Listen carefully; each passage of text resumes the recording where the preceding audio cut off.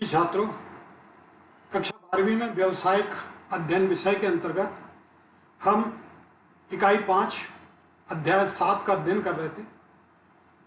संगठन, अर्थ, महत्व, प्रक्रिया एवं संरचना।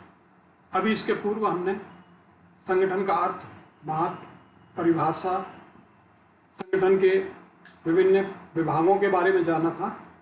अब यहाँ पर हम देखते हैं कि संगठन का जो वर्गीकरण है, जो इसका डिस्ट्रीब्यूशन है, वो कितने भागों में है। ये 2 भागों में होता है। तो इसका जो संगठन का वर्गीकरण है वो 2 भागों में किया गया है। पहला औपचारिक और दूसरा अनौपचारिक संगठन। तो इस अध्याय में हम यहाँ जानेंगे कि औपचारिक संगठन क्या है, अनौपचारिक संगठन क्या है, उसकी विशेषताएं क्या हैं, उसके लाभ व गुण कौन कौन से हैं, साथ ही इन दोनों के बीच में, औपचारिक और अनौपचारिक संगठन के बीच में अंतर बेसिकली क्या है। इस अध्याय के अंतर्गत हम यहाँ पर ये जानेंगे। तो यह हमारे सामने संगठन का वर्गीकरण, औपचारिक एवं अनौपचारिक, classification of organisation, formal and informal. तो 2 भागों में इसको बांटा है, औपचारिक संगठन तथा अनौपचारिक संगठन। यहाँ क्रमशः हम उनका अध्ययन करेंगे। सबसे पहले हम देखते हैं औपचारिक संगठन क्या है। तो औपचारिक संगठन एक वो संगठन है जो किसी व्यावसायिक संस्था में कार्य करने वाले व्यक्तियों के कार्यक्षेत्र तथा उनकी स्थिति को निश्चित करके उनके कर्तव्य, अधिकार और पारस्परिक संबंधों की स्पष्ट व्याख्या करता है। वो औपचारिक संगठन है। इस प्रकार से संगठन में सत्ता का जो भारापण है वो ऊपर से नीचे की ओर होता है। सामान्य तौर पर हम किसी भी कार्यालय में, ऑफिस में या किसी भी संस्था में हम देखते हैं कि क्रमशः उच्च अधिकारी, उसके नीचे बलाधिकारी, उसके नीचे पर कर्मचारी, इस प्रकार से एक संगठन का ये क्या होता है, प्रारूप होता है। अब यहाँ पर जितने भी लोग उस संगठन में हैं उन सभी के अपने अपने कर्तव्य और अपने अपने दायित्व होते हैं। अब यहाँ पर जो भारापण होता है वो ऊपर से नीचे की ओर होता है तथा संगठन संरचना का निर्माण संस्था के उद्देश्य को प्राप्त करने के लिए किया जाता है। तो ये जो संरचना हम तैयार करते हैं ये किस लिए बनाते हैं कि संस्था का जो उद्देश्य है उसको हमें प्राप्त करना है। बर्नार्ड ने कहा, एक संगठन उस समय औपचारिक माना जाता है जबकि 2 या 2 से अधिक व्यक्तियों की क्रियाएं सामान्य उद्देश्य की पूर्ति के लिए जागरूकता के साथ समन्वित की जाती है। वहीं डिक्सन के अनुसार औपचारिक संगठन से तात्पर्य मानवीय अंतर संबंधों के ढंग हैं जिसकी व्याख्या प्रणालियों, नियमों, नीतियों तथा अर्थव्यवस्था के संबंधों द्वारा की जाती है। तो यहाँ जो मानवीय हैं, अंतर हैं, उनके बीच में विभिन्न कर्मचारी हैं, उनके बीच अंतर संबंध, उन कर्मचारियों के बीच में आपस में संबंध क्या है, इसकी व्याख्या की जाती है। उनके प्रणालियों के, नियमों के और नीतियों के संबंधों के आधार पर हम करते हैं। तो यहाँ हमने देखा कि औपचारिक संगठन क्या कहलाता है। इसकी जो विशेषताएं हैं इसके माध्यम से और बेहतर ढंग से जानेंगे हम। पहला जो है, औपचारिक संगठन की जो स्थापना है वो स्वैच्छिक जागरूकता के साथ निर्धारित उद्देश्य की प्राप्ति के लिए की जाती है। मतलब ये संगठन तैयार किया जाता है वो स्वैच्छिक जागरूकता के साथ निर्धारित उद्देश्य को प्राप्त करने के लिए की जाती है। इसमें प्रत्येक स्तर पर अधिकारियों के अधिकार, कर्तव्य और उत्तरदायित्व की स्पष्ट रूप से व्याख्या होती है और उसकी सीमाएं निर्धारित रहती है। तो यहाँ पर संगठन के अनुसार जो भी अधिकारी, कर्मचारी हैं उनके अधिकार, कर्तव्य और उत्तरदायित्व स्पष्ट रूप से होते हैं कि किसको क्या कार्य करने हैं। फिर ये आदर्श संबंधों पर आधारित है, अर्थात सभी के बीच में जो भी संरचना के अनुसार कर्मचारी हैं, अधिकारी हैं, उनके बीच आपस में एक आदर्श संबंध होता है। अब इसमें सत्ता का जो भारापण है वो ऊपर से नीचे की ओर किया जाता है। साथ ही आदेश की एकता का प्रयोग किया जाता है, अर्थात ऊपर से जो आदेश दिया जाता है वो क्रमशः नीचे तक होता चला जाता है। तो ये आदेश की एकता का होता है और इसमें संगठन चार्टों का उपयोग किया जाता है। संगठन चार्ट से तात्पर्य कि संरचना के अनुसार जो अधिकारी, कर्मचारी, मैनेजर, विभागीय कर्मचारी हैं इन सबको अलग क्रमशः पदों के अनुसार जो है चार्ट पर इन्हें बांटा जाता है। ये कहलाता है संगठन चार्ट का उपयोग करना। फिर इसमें संगठन में निश्चित प्रणाली, नियम, नीति और पद्धति और संचार व्यवस्था के अधीन कार्य होता है। फिर इस प्रकार का संगठन जो है अब स्थितियों को आधार बिंदु मानकर चलता है। पोजीशन, यहाँ पर जिसकी जो पोजीशन है उसके अनुसार कार्य उसके द्वारा किया जाता है। फिर ये श्रम विभाजन के सिद्धांत पर आधारित है। श्रम विभाजन क्या बोलता है कि कार्य का डिस्ट्रीब्यूशन, सभी को अलग अलग कार्य सौंपना श्रम विभाजन के सिद्धांत पर आधारित है। इसमें सत्ता की निश्चित क्रमबद्धता होती है जिसका पालन किया जाना आवश्यक है। अर्थात जो अधिकारी हैं उनकी बात नीचे के कर्मचारियों को मानना होगी। इस प्रकार से सत्ता की निश्चित क्रमबद्धता होती है। तो यह है इसकी औपचारिक संगठन की विशेषताएं। इसके बाद हम देखते हैं इसके लाभ या गुण। इसमें प्रत्येक व्यक्ति के चूंकि अधिकार निश्चित होते हैं, अतः दोबारगी या टकराव के लिए कोई स्थान नहीं है। अर्थात प्रत्येक व्यक्ति के जो कार्य हैं, जो उसके अधिकार हैं, जो उसकी लायबिलिटीज है वो निश्चित है, उसको वही कार्य करना है, तो कोई दूसरा व्यक्ति उस कार्य को नहीं करता। अतः दोबारगी या टकराव का कोई स्थान नहीं होता। फिर यह श्रम विभाजन पर आधारित है। अर्थात एक ही व्यक्ति जो है एक ही प्रकार के काम को करता है तो विशिष्टीकरण के लाभ प्राप्त होते हैं। फिर औपचारिक संगठन संस्थागत उद्देश्य को प्राप्त करने में सहायक होता है क्योंकि सभी बातें नियोजित एवं स्पष्ट होती हैं। फिर इसके अंतर्गत विभिन्न क्रियाओं व व्यक्तियों के मध्य समन्वय स्थापित करने में सुविधा रहती है। क्योंकि सबके कार्य बटे हुए हैं चार्ट के अनुसार, इसलिए कोई किसी के कार्य में इंटरफियर नहीं करता, तो सभी के बीच कोऑर्डिनेशन जो है, समन्वय वो बना रहता है। सभी कार्य नियमानुसार व नियत सिद्धांत के अनुसार किए जाते हैं तथा कहीं भी कोई पक्षपात नहीं होता।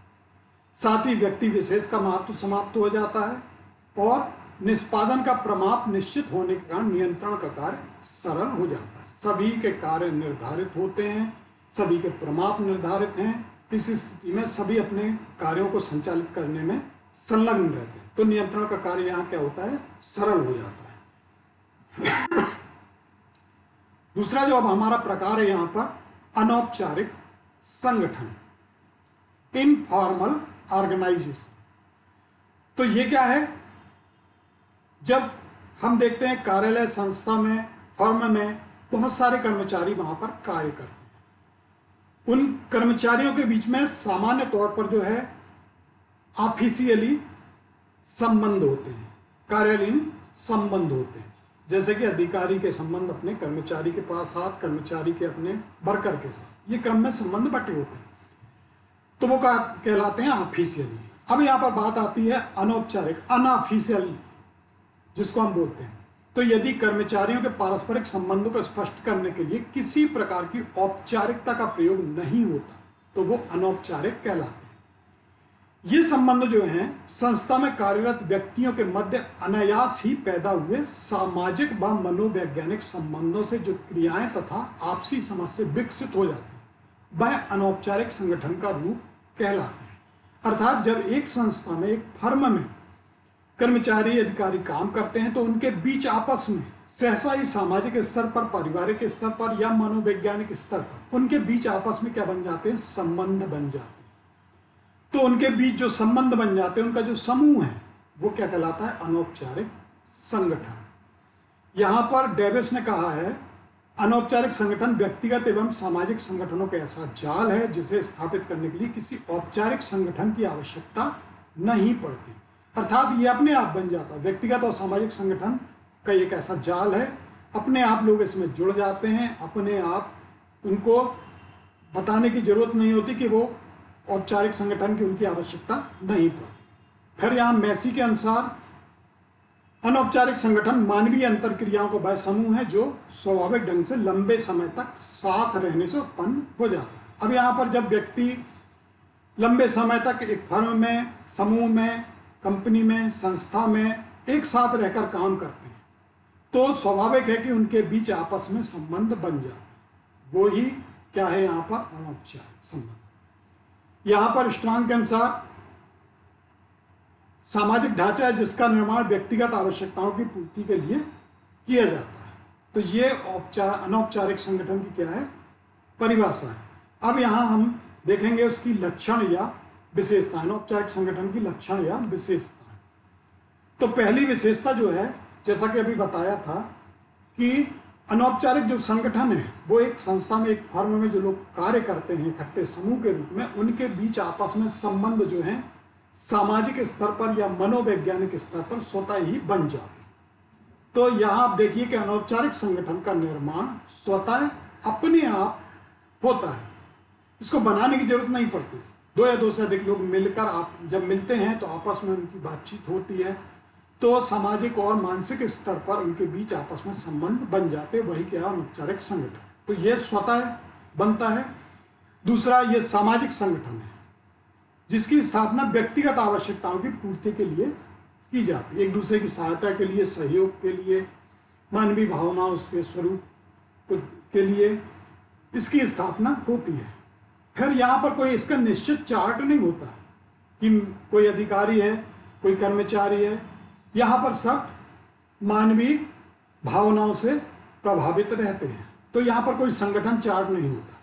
फिर ये औपचारिक संगठन के पूरक होते हैं। ये संगठन जो है औपचारिक संगठन के क्या है, पूरक कहलाते हैं। फिर प्रबंध के सभी स्तरों पर अनौपचारिक संगठन विद्यमान रहते हैं। जो प्रबंध के 3 स्तर हैं, आपका उच्च स्तर, मध्य स्तर और प्रथम श्रेणी प्रबंध, उन तीनों स्तरों पर अनौपचारिक संगठन क्या रहता है, अपने आप विद्यमान रहता है। अनौपचारिक संगठन जो है संपूर्ण संगठन का आंतरिक भाग है।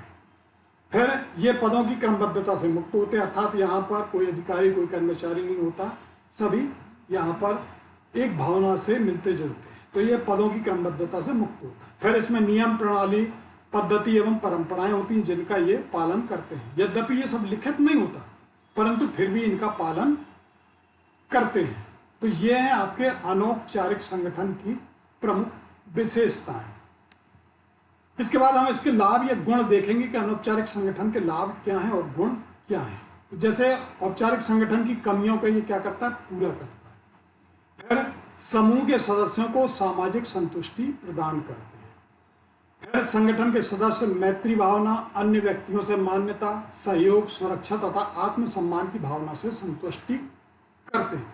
इस संगठन में जो भी सदस्य होते हैं, तो यहाँ पर जो कमियां हैं औपचारिक संगठन की और सामाजिक संतुष्टि उनको प्राप्त होती है, वो कौन सी, जैसे मैत्री भावना, आपसी में दोस्ती होती है, प्रेम स्नेह की भावना रहती है, अन्य व्यक्तियों से मान्यता, सहयोग प्राप्त होता है, यहाँ सुरक्षा एक दूसरे से बनी रहती है, साथ ही आत्मसम्मान भी बना रहता है। तो इस संगठन के माध्यम से जो है, जो हमारी ये भावना है, मैत्री भावना, सहयोग, सुरक्षा, आत्मसम्मान की, ये संतुष्ट होती है। फिर इससे कर्मचारियों के पारस्परिक संबंध सुदृढ़ होते हैं तथा पारस्परिक समझ का सृजन होता है। इसमें जो आपसी संबंध है उनके पारस्परिक, वो प्रगाढ़ होते हैं और आपस में एक दूसरे से बातों को साझा करते हैं, तो पारस्परिक समझ का उनका विकास होता है, सृजन होता है। फिर इसमें संदेश वाहन प्रणाली अधिक तेजी से कार्य करती है। अब अनौपचारिक संगठन में जो संदेश हैं वो बहुत तेजी से फैलते हैं, क्योंकि इस संगठन का कोई अपना क्रम नहीं होता। जैसे औपचारिक संगठन में संदेश पहुंचने का एक क्रम होता है, यहाँ पर कोई भी क्रम नहीं होता। यहाँ 2 से 4, 4 से 8, 8 से 16, इस प्रकार से जो भी संदेश है तेजी से फैलते हैं। फिर यह मानवीय व्यवहार पर सामाजिक नियंत्रण स्थापित करने की प्रभावी व्यवस्था है। ये जो है मानवीय रूप से जो हमारे व्यवहार हैं, हम यहाँ पर उन सब पे कंट्रोल करने के लिए जो है अनौपचारिक संगठन यहाँ पर प्रमुख भूमिका निभाता है। फिर इसमें व्यक्ति अपने आप को स्वतंत्र और सुरक्षित महसूस करता है, प्रबंध की योग्यता की कमी को पूरा करने में सहायक होता है, संगठन में सहयोग की भावना प्रबल होती है, साथ ही ऊंच नीच भेदभाव का प्रदर्शन का अभाव रहता है। यहाँ सभी मिलजुल कर एक साथ रहते हैं, चूँकि जैसा कि पहले बताया कि ये सामाजिक और मानवीय भावनाओं पर आधारित संगठन है, इसलिए यहाँ पर किसी प्रकार की ऊंच नीच या भेदभाव का प्रभाव हमें सामने देखने नहीं मिलता। तो ये हैं अनौपचारिक संगठन के प्रमुख लाभ या उसके गुण। अब यहाँ पर हम दोनों में और बेसिकली रूप से अंतर को देखते हैं। जैसे उत्पत्ति, तो इसकी उत्पत्ति जो होती है औपचारिक की, ये अधिकारों के भारारोपण के कारण होती है, अर्थात जो पद के अनुरूप लोगों को कर्तव्य दायित्व जो उनके होते हैं, जो उनके अधिकार होते हैं, जब हम उनको सौंपते हैं, तब औपचारिक संगठन का जन्म होता है। जबकि अनौपचारिक संगठन एक फर्म में जब कुछ लोग मिलकर कार्य करते हैं तो स्वाभाविक रूप से सामाजिक संबंधों के कारण उनके बीच में ये संगठन बनता है। फिर उद्देश्य, औपचारिक संगठन का उद्देश्य क्या है बनाने का? जो भी हमारे तकनीकी उद्देश्य हैं उनकी पूर्ति के लिए निर्माण करना। जबकि अनौपचारिक का जो उद्देश्य है वो है हमारी सामाजिक संतुष्टि प्रदान करने के लिए। फिर प्रकृति, औपचारिक संगठन नियोजित व अधिकृत होता है, अर्थात ये जो है प्रशासन के द्वारा इस संगठन को तैयार किया जाता है। जबकि अनौपचारिक संगठन ये अनियोजित है, ये प्री प्लान्ड नहीं होता, ये अपने समूह के व्यक्तियों के ऊपर डिपेंड करता है। औपचारिक संगठन क्या होता है? बड़ा होता है, जबकि अनौपचारिक संगठन कैसा होता है? छोटा होता है। साथ ही औपचारिक संगठन स्थायी होता है, फिक्स होता है। और यहाँ पर जो है आपका अनौपचारिक संगठन जो है वो क्या होता है? छोटा होता है। साथ ही अस्तित्व की बात करें, हम ये संरचना की बात करें तो औपचारिक एवं आवश्यकता के अनुरूप की जाती है। औपचारिक संगठन की जो स्थापना है वो आवश्यकता अनुसार फर्म की संस्था के जो उद्देश्य हैं उसके अनुरूप की जाती है, जबकि सदस्यों की भावना और रुचि के अनुसार होती है। संबंध, इसमें सदस्यों के मध्य अव्यक्तिगत संबंध होते हैं, जबकि इसमें अनौपचारिक में सभी के बीच में वैयक्तिक संबंध होते हैं, अर्थात पारिवारिक, घरेलू, सामाजिक संबंध होते हैं। फिर गति, औपचारिक संप्रेषण की गति धीमी होती है, जबकि अनौपचारिक संप्रेषण की गति क्या होती है? तीव्र होती है। मतलब संदेश औपचारिक संगठन में धीमे धीमे पहुंचता है ऊपर से क्रमशः नीचे, जबकि अनौपचारिक संगठन में कोई भी बात या संदेश है तो वो बहुत तेजी से सभी की ओर फैल जाती है। फिर औपचारिक संगठन में जो है सत्ता का प्रवाह ऊपर से नीचे की ओर चलता है। इसमें जो प्रवाह है औपचारिक संगठन में सत्ता का वो क्या होता है? ऊपर से नीचे की ओर, जबकि अनौपचारिक संगठन में नीचे से ऊपर की ओर या समतल रूप में चलता है। तो ये हमने यहाँ पर देखे औपचारिक संगठन और अनौपचारिक संगठन के बीच में जो अंतर है। अब यहाँ पर हम कुछ प्रश्न देखते हैं। औपचारिक संगठन और अनौपचारिक संगठन से आशय स्पष्ट कीजिए। नंबर 1, औपचारिक संगठन की विशेषता व लाभ लिखिए। नंबर 2, तीसरा, अनौपचारिक संगठन की विशेषता व लाभ लिखिए। नंबर 3 और चौथा है औपचारिक संगठन व अनौपचारिक संगठन में कोई 6 अंतर